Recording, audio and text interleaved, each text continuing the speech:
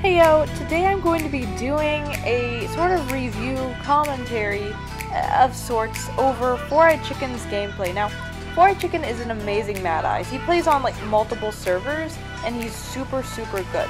So hopefully we can all learn something from this experience. Without further ado, here we go.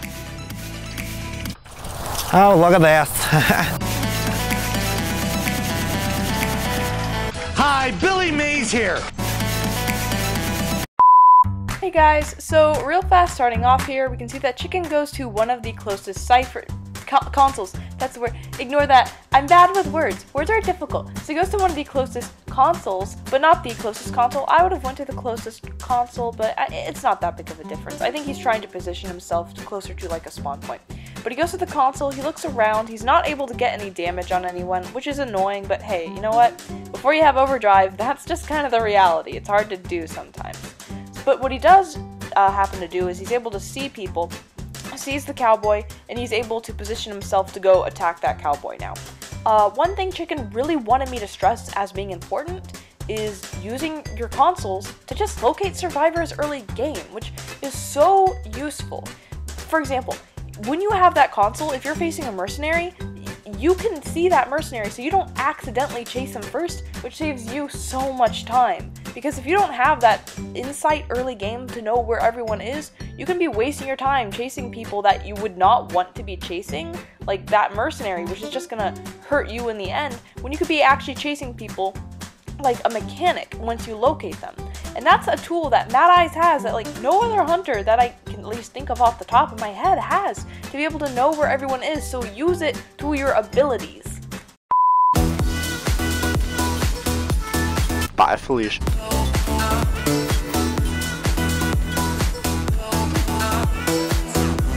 I don't think you have any idea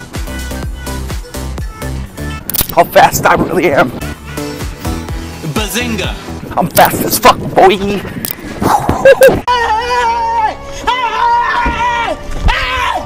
Why are you running? Why are you running?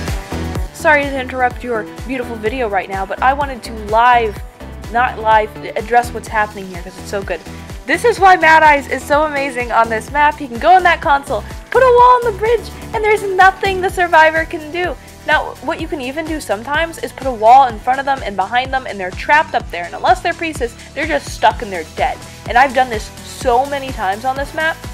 Mad Eyes is so powerful here. But yeah, sadly, Cowboy's up there. He gets the hit and he runs away, but still, that's super important. Okay, bye now.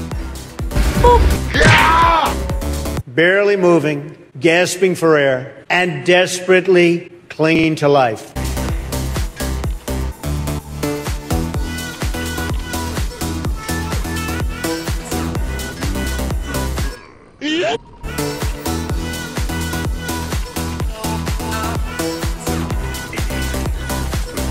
Bazinga!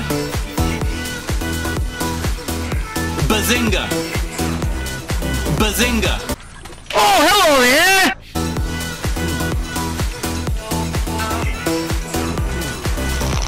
Bazinga! I need a hero. I'm holding up for a Donkey. till the morning.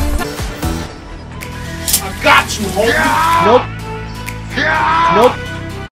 Heyo! So here we're going to be talking about Chicken's camping strategy. The first thing he does is he goes and he checks all the ciphers and he tries to put the walls up around there so to keep people from decoding. This is very important when you have someone on the chair. Usually people will try to save instantly though, but if you happen to be in a nice situation where no one's near you, that's what you want to do. You want to keep people from decoding. But you also notice that the minute someone comes by, he's ready to defend, and that's because top left of the screen he has tinnitus. And he's attacking people, but he's periodically checking back to see if that tinnitus pops up.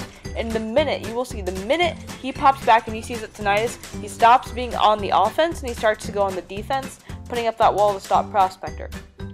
Sadly, he messes up the wall. That's not like some thing that, you know, like he purposely did. He just messed it up, which is fine. If he put the wall like more vertically, I think he would be able to defend it better. He just put it in a bad spot. But again, he has the right track. He's doing like the right thing. He just messed up a little line, which is, it's far easier to mess up than you think. It's just simple placement. But again, He's really good at being able to attack survivors when he needs to, but defend when he needs to come back and protect that chair.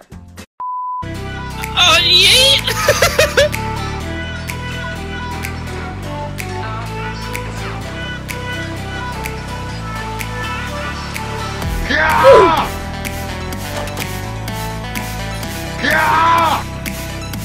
Then there's something wrong with you. You're certainly not very good.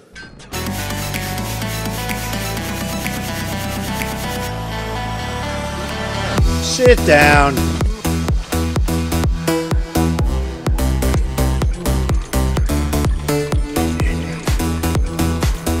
Bazinga!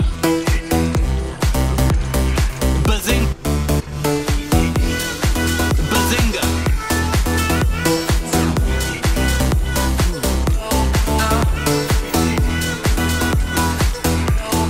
Bazinga!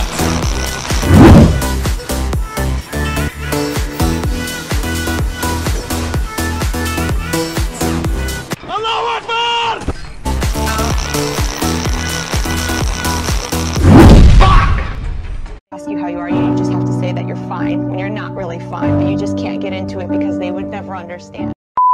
Super quickly, I wanted to comment on how Chicken so amazingly was able to defend that chair. He just drew one wall and he was able to snuff a save. Sadly, a lot of the time what you'll see people do is they'll just start spamming walls trying to stop the rescuer, putting up multiple walls, trying to hit them like far before they even get to the chair, which it's nice to block off the rescuer's path, true, but sometimes people get so caught up in just putting up walls to stop the survivors that they don't realize that all you really need to do is just put like one wall in the right place. I also want to comment here as well because, you know, earlier how, you know, we saw the walls be put in the bridge. This is another example of it. It's super good and it's amazing and it shows how you can do that trap on the bridge and how strong Mad Eyes is. I love this so much. Again, anytime a survivor goes on these stairs, and if you have energy, and there's two consoles that overlap here, they're dead. They're just dead. There's nothing they can do about it, which is why I love Mad Eye so much here. And if you're a survivor, avoid that area. Not good for you. That's all. Bazinga!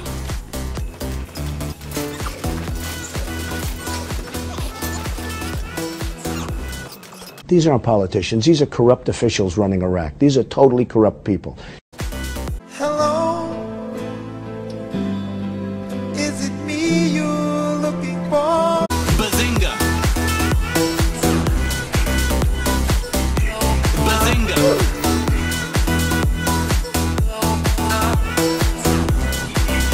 Bazinga! Bazinga! Bazinga!